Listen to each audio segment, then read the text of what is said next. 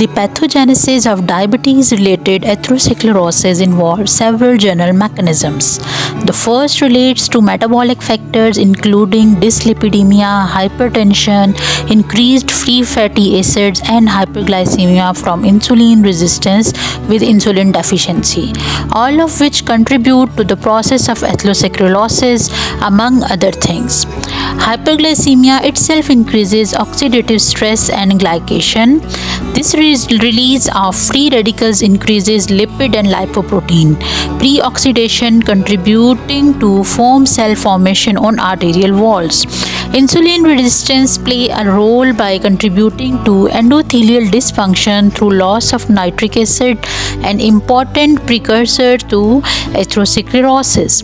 Diabetes promotes platelet aggregation, which is the result of an increased inflammatory response that augments the generation of growth factors and also stimulates the proliferation and migration of smooth muscle cells, both of which are associated with thrombosis.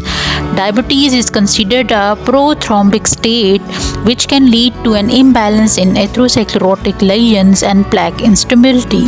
Diabetes-related atherosclerosis increases the risk of cardiovascular disease, including myocardial infarction.